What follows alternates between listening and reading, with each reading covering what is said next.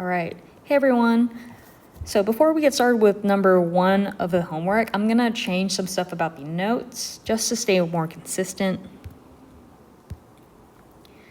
So when we were writing out our formula here, we have that x plus c. We have x plus c for our phase shift. I'm going to go ahead and change it to x minus c. I've seen it written both ways, but just to keep it consistent with the transformations that we've done with other functions, I'm going to keep it as x minus c. So because of that, if you look here, we have x minus pi over 4, so that means our phase shift is just pi over 4 instead of negative pi over 4. And then I'm going to go ahead and make the same changes with sine. So again, we have our transformation here saying x plus c. I'm going to change it to minus c.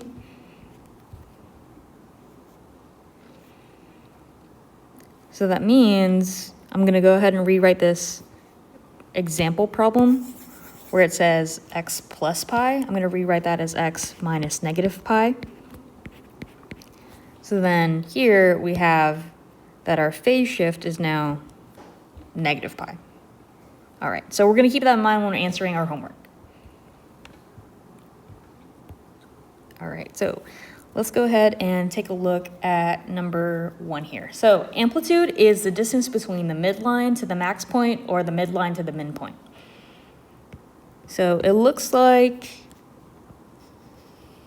our midline is right here, and I know that because it's right in between my max and min point. So that means my amplitude is 1, 2, 3, 4, 5. My amplitude is 5.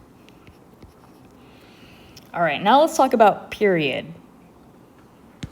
So period is how much I should move my function over so that it overlaps itself. So if I highlight my function here,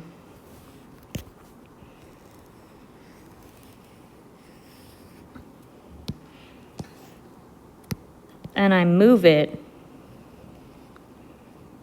hopefully you notice that we have to move it by pi amount to get it to perfectly overlap itself. So our period here is pi. And then we have phase shift. So phase shift is going to be our horizontal shift, left or right. And to figure that out, we have to remember what our original function looks like. So our original function is cosine. We have cosine in our notes, so let's take a look at that. So do y'all see how with cosine, the peak is at the x-axis? Do you see where the peak is at the x-axis? But on the homework, the peak is no longer at the x-axis. It moved over. It moved over pi over 4 amount. It moved over pi over 4 amount, if y'all could see. So our phase shift here is pi over 4. Pi over 4. And then we have vertical shift. So vertical shift is just moving up and down, but since the midline is still the x-axis, our phase shift is 0. So all right. So now that we have our amplitude, I know that's my A value.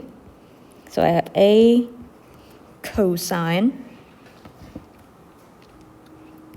parentheses. The period tells me my B value because I know the period is equal to 2 pi over b. So I know that pi, my period, is equal to 2 pi over b.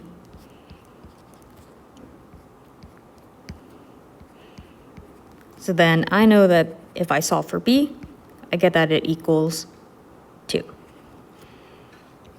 So my b value is 2. My phase shift is pi over 4, so I have x minus pi over 4, because remember in our notes we changed it to minus. And our phase shift is 0, so I don't have to add or subtract anything at the end.